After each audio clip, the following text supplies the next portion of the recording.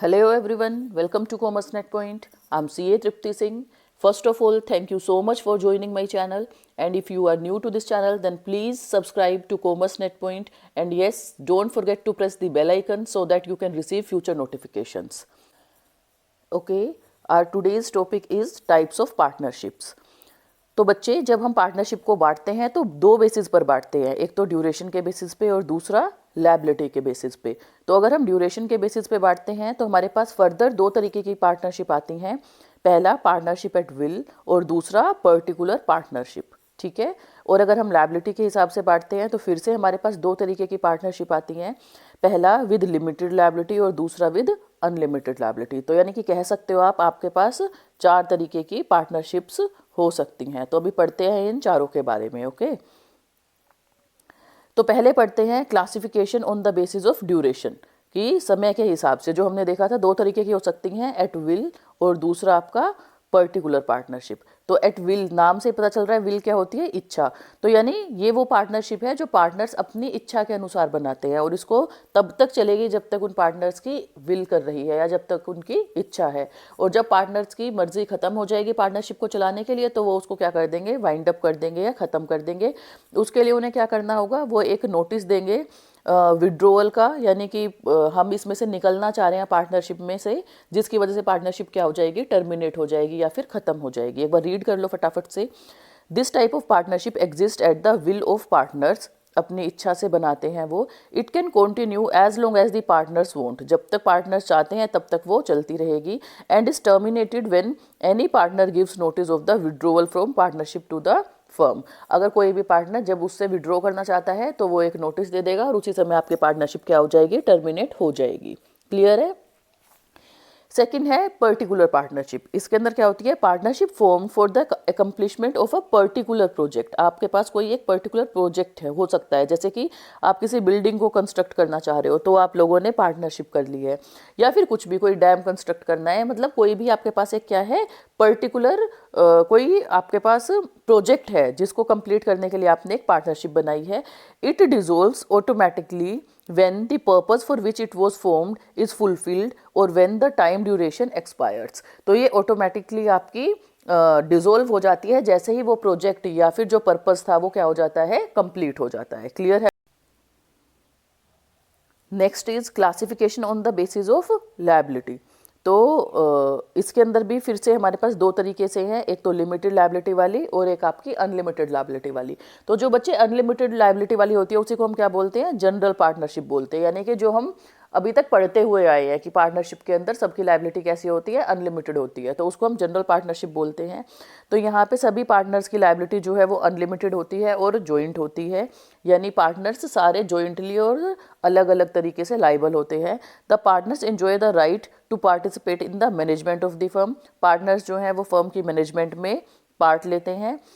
And their act are binding on each other as well as on the firm. और उनके जो act हैं वो एक दूसरे के ऊपर समान रूप से उनको बांध कर चलते हैं। यानी जैसे हमने उसकी डेफिनेशन में भी देखा था ना पार्टनरशिप की में, अपनी फर्स्ट वीडियो में, कि सारे पार्टनर्स जो हैं वो जॉइंटली या सेवरली जो है वो क्या होते हैं, लाइबल होते हैं। तो वही वाली बात वो यहाँ पे कर रहे हैं। उनके काम जो है, यानी जो उनके एक्ट है एक पार्टनर के, वो दूसरे को भी जिम्मेदार ठहरा देता है, क्योंकि पार्टनर्स एक दूसरे के प्रिंसिपल भी होते हैं और एजेंट भी होते हैं। रजिस्ट्रेशन जो होता है अनलिमिटेड पार्टनरशिप का, ऑप्शनल होता है, ज़रूरी नहीं है, मैंडेटरी नहीं है रजिस्ट्रेशन करवाना। Existence of firm is affected by the, अगर किसी भी पार्टनर की डेथ हो जाती है, कोई पार्टनर ल्यूनेसी हो जाती है, इंसॉल्वेंट हो जाता है, किसी की रिटायरमेंट हो जाती है, यानी किसी भी पार्टनर के साथ कोई भी घटना घटती है तो उसकी वजह से पार्टनरशिप के एग्जिस्टेंस के ऊपर फ़र्क पड़ता है। यानी अगर मान लो किसी पार्टनर की डेथ हो गई तो आपकी फर्म क्या हो जाती है, डिसॉल्व हो जाती है। हाँ, अगर रिमेनिंग पार्टनर जो है वो फिर से कंटिन्यू करना चाहते हैं तो उसको दोबारा से अपने पार्टनरशिप को आगे कंटिन्यू कर सकते हैं, पर लेकिन एक पार्टनर की डेथ से पार्टनरशिप क्या हो जाती है, डिसॉल्व, जब तक कि कोई एक्सप्रेस एग्रीमेंट अलग से उन्होंने ना किया हो। ठीक है। दूसरी हमारे पास आती है लिमिटेड पार्टनरशिप। इसके बारे में पढ़ते हैं हम थोड़ा सा ध्यान से कि ये क्या है। इसके अंदर बच्चे लायबिलिटी जो है वो लिमिटेड है, लेकिन सारे पार्टनर्स की लिमिटेड नहीं होती है। एक पार्टनर ऐसा होता है जिसकी लायबिलिटी अनलिमिटेड होती है, एटलीस्ट एक पार्टनर, जरूरी नहीं है कि सिर्फ एक ही हो, पर लेकिन एटलीस्ट एक पार्टनर की लायबिलिटी उसके अंदर क्या होती है, अनलिमिटेड होती है, और बाकी पार्टनर्स की लायबिलिटी लिमिटेड भी हो सकती है। अब इसके अंदर जैसे हमने ऊपर वाली पार्टनरशिप में देखा था, जनरल पार्टनरशिप के अंदर, कि अगर किसी भी पार्टनर की डेथ हो जाती है, ल्यूनेसी हो जाती है, रिटायरमेंट होती है, तो क्या हो जाती है, पार्टनरशिप डिसॉल्व हो जाती है। लेकिन इसके अंदर ऐसा नहीं होता है। अगर जो पार्टनर्स की जिनकी लायबिलिटी लिमिटेड है, अगर उनको कुछ भी हो जाता है तो पार्टनरशिप खत्म नहीं होती है, ये वाली, है ना। दूसरी चीज़ इसके अंदर क्या है कि इसका रजिस्ट्रेशन जो है वो मैंडेटरी होता है, कंपलसरी, आपको रजिस्ट्रेशन करवाना ही करवाना पड़ेगा। तीसरी चीज़ क्या है कि जो लिमिटेड पार्टनर्स होते हैं, जिनकी लायबिलिटी लिमिटेड है, वो मैनेजमेंट के अंदर पार्टिसिपेट नहीं कर सकते हैं, और ना ही अपने किसी भी कार्य की वजह से जो अनलिमिटेड पार्टनर्स हैं उनको जिम्मेदार ठहरा सकते हैं, यानी उनके जो एक्ट्स हैं वो बाइंडिंग नहीं है अनलिमिटेड पार्टनर्स के ऊपर। क्लियर है बच्चे। दूसरी चीज़, पहले भारत में ये नहीं बना करती थी पार्टनरशिप, लेकिन जब आपका 1991 के अंदर एक एक्ट आया, introduction of new small enterprise policy 1991 में आई, उसके बाद से फिर हमने ये जो थी पार्टनरशिप बनानी शुरू कर दी। और इसका मेन रीज़न क्या था, इसका रीज़न ये था कि अगर जैसे मान लो कोई एक पर्सन है, वो अपनी पार्टनरशिप खोलना चाह रहा है, एक या दो जो लोग हैं, पर लेकिन क्योंकि पार्टनरशिप के अंदर लायबिलिटी अनलिमिटेड होती है, अगर वो किसी तीसरे चौथे या किसी फर्दर किसी भी अपने फ्रेंड्स या रिलेटिव से थोड़ा बहुत भी पैसा लेना चाहें कैपिटल के तौर पे, तो बाकी लोग हेल्प करने को तो तैयार होते थे, लेकिन उनको डर रहता था कि भाई जैसे ही हमने पार्टनरशिप में पैसा डाल दिया तो हमारी लायबिलिटी भी अनलिमिटेड हो जाएगी। तो वो लोग पैसा देना चाहते हुए भी उसके अंदर पैसा देते नहीं थे कि भाई 1,00,000 रुपये तक हम देना चाहते हैं, लेकिन उससे ज़्यादा हम नहीं देना चाहते, पर लेकिन 1,00,000 देने के बाद हम इसके पार्टनर बन जाएंगे और हमारी लायबिलिटी अनलिमिटेड हो जाएगी। तो ताकि ऐसी वाली सिचुएशन ना आए, इस वजह से ये जो पार्टनरशिप थी, लिमिटेड पार्टनरशिप, वो लाई गई।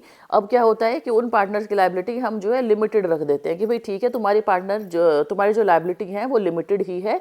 तो इससे क्या हो रहा है कि जो स्मॉल रिलेटिव्स हैं या जो छोटे छोटे लोग हैं जो अपना काम भी करना चाहते हैं लेकिन अनलिमिटेड लायबिलिटी से डरते हैं और कंपनी के पचड़े में नहीं पड़ना चाहते हैं, तो वो क्या कर सकते हैं, यहाँ पे इन्वेस्ट कर सकते हैं। तो छोटे छोटे जो लोग हैं उनके कैपिटल को भी लेकर आने के लिए ये जो था कॉन्सेप्ट, ये भारत में लाया गया। एक बार फटाफट से रीड कर लेते हैं। In limited partnership the liability of at least one partner is unlimited whereas the rest में हैव लिमिटेड लायबिलिटी। एक की अनलिमिटेड होनी जरूरी है, बाकी सबकी लिमिटेड भी हो सकती है। Such a partnership does not get terminated with the death, lunacy or insolvency of the limited partners. ठीक है, लिमिटेड पार्टनर की डेथ वगैरह से कोई फर्क नहीं पड़ता। The limited partners do not enjoy the right of management and their acts do not bind the firm और अदर पार्टनर्स। तो वही कि मैनेजमेंट में पार्टिसिपेट नहीं कर सकते और उनके एक्ट बाकी फर्म को बाइंड नहीं करते हैं। Registration of such partnership is compulsory. इनका रजिस्ट्रेशन कंपलसरी है। बच्चे देख लो, ये एमसीक्यू के अंदर पूछ सकते हैं। जनरल पार्टनरशिप जब होती है आपकी, उसका रजिस्ट्रेशन ऑप्शनल होता है, ज़रूरी नहीं होता रजिस्टर करवाओ। लेकिन अगर एलएलपी है, लिमिटेड लायबिलिटी पार्टनरशिप है, तो उस केस के अंदर आपका रजिस्ट्रेशन मैंडेटरी हो जाता है। और एक और चीज़ बच्चे यहाँ पे मैं आपको बता दूं कि भारत के अंदर लिमिटेड लायबिलिटी पार्टनरशिप एक्ट जो है, एलएलपी एक्ट, वो कब आया था? एलएलपी एक्ट हमारा 2008 में आया था। ठीक है, तो नाम तो है एलएलपी एक्ट 2008, पर लेकिन ये केम इनटू इफेक्ट में कब से आया था? ये इफेक्ट में आया था 31 मार्च 2009 से।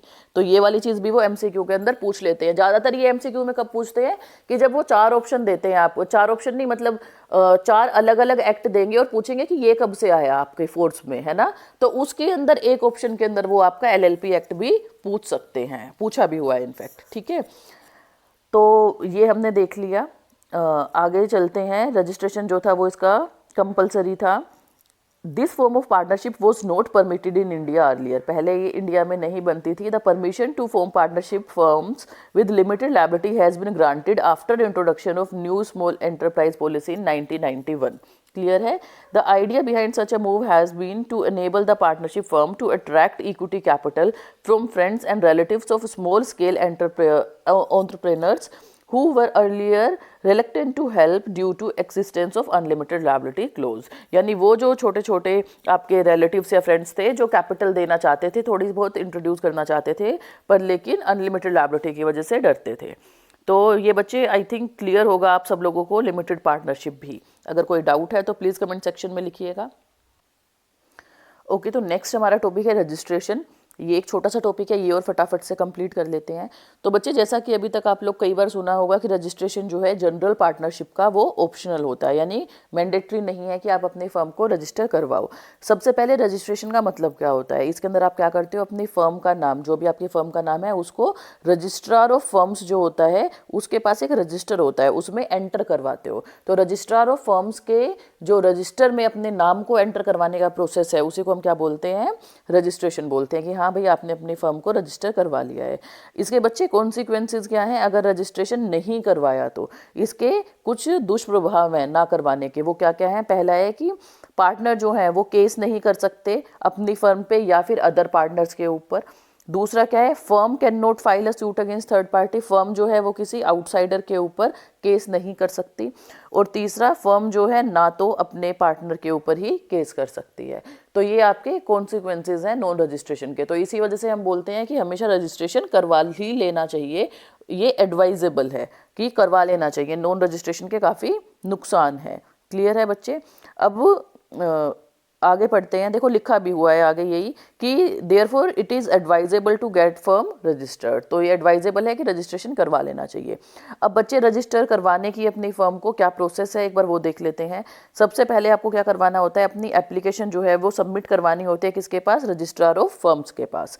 उस एप्लीकेशन के अंदर क्या क्या इन्फॉर्मेशन दी हुई होती है? फर्म का नाम, फर्म की लोकेशन, जितने भी अगर कोई अदर प्लेसेस हैं जहाँ पे आपकी फर्म बिजनेस करती है, कोई और भी ब्रांचेस हैं, तो उन प्लेसेस के भी इंफॉर्मेशन आपको देनी पड़ेगी, उनका भी नाम देना पड़ेगा। डेट, जब सभी पार्टनर्स ने फर्म को ज्वाइन किया था।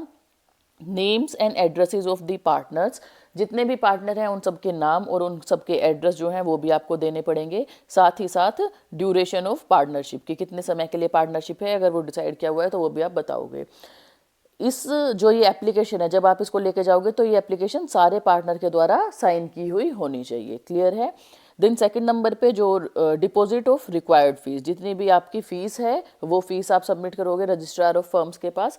देन लास्ट थर्ड नंबर पे क्या होगा? जब रजिस्ट्रार को लग जाएगा कि हाँ भाई सारे आपने डॉक्यूमेंट सब कुछ सही है, आपके फ़ीस आपने सबमिट कर दी है, तो रजिस्ट्रार अप्रूव कर देगा। तो जब वो अप्रूव कर देगा तो एंट्री कर देगा अपने रजिस्टर के अंदर, और जब एंट्री हो जाएगी तो फिर आपको क्या इशू कर दिया जाएगा? Issue a certificate of registration. तो रजिस्ट्रार आपको इशू कर देगा सर्टिफिकेट ऑफ रजिस्ट्रेशन, और उसी के साथ आपकी फर्म जो है वो रजिस्टर्ड मानी जाएगी।